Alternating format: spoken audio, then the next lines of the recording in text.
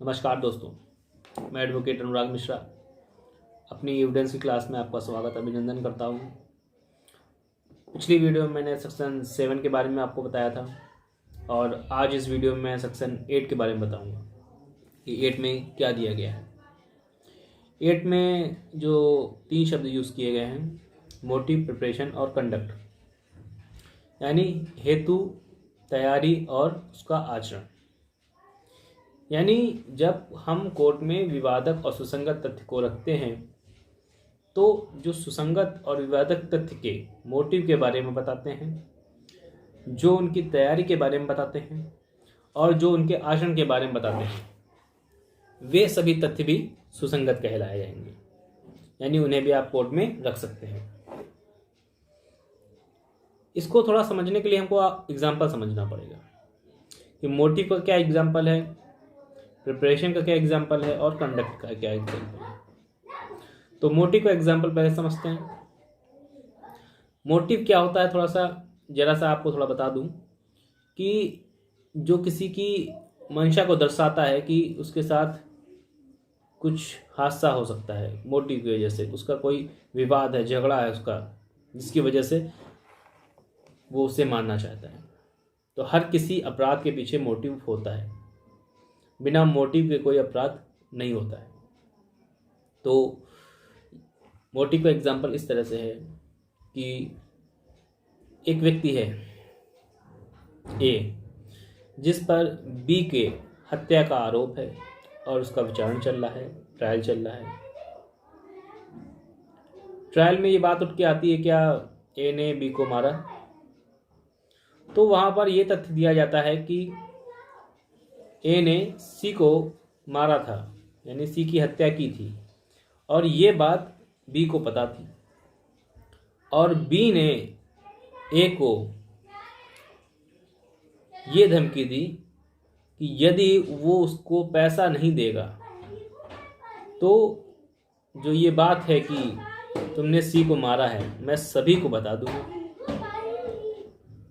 तो इस वजह से ए जो है वो बी को मार देता है। तो यहाँ पर मोटिव ये हुआ कि ए ने इसलिए मारा उसको क्योंकि उसको पता था कि उसने सी को मारा है, और उसने धमकी दी थी कि अगर वो उसको पैसा नहीं देगा तो उसको वो मार देगा। तो यहाँ पर ये मोटिव था, इसलिए इस बात को भी हम दे सकते हैं कोर्ट में। ठीक है। अगला जो एग्जाम्पल है प्रिपरेशन का है। प्रिपरेशन का एग्जाम्पल थोड़ा सा समझ लेते हैं कि प्रिपरेशन कब सुसंगत होती है। एक व्यक्ति है ए, जिस पर बी के मृत्यु का आरोप है और उसका विचारण चल रहा है, यानी ट्रायल चल रहा है। ट्रायल में ये बात आती है कि ए ने जो बी को विष दिया था, वो विष जो दिया गया है उसी तरह का विष उसने दुकान से खरीदा था। तो यहाँ पर ये तैयारी दर्शाती है कि जो उसने विष खरीदा था वो किस लिए खरीदा था, यानी किसी अपराध को घटित करने के लिए तो खरीदा था। तो यहाँ पर वो उस चीज़ की तैयारी कर रहा था, विष खरीद रहा था और वो चाहता था कि उसको विष दे दिया जाए, उसको मार डाला जाए। तो यहाँ पर ये तैयारी इसकी दर्शाता है कि उस घटना को घटित करने के लिए उसने विष खरीदा। ये एक तैयारी दर्शाता है, इसे भी हम कोर्ट में दे सकते हैं। इसके बाद जो तीसरा है वो है कंडक्ट, यानी आचरण के बारे में। तो आचरण को इसमें थोड़ा सा डिटेल में थोड़ा समझाया गया है। यहाँ पे आचरण जो है वो 3 व्यक्तियों का है। पहला, जिसका वाद या कार्रवाई में जो व्यक्ति पक्षकार है वो, और जो उस व्यक्ति का एजेंट है वो, और जिसके विरुद्ध कोई अपराध घटित होने के विषय में कार्रवाई हो रही है वो।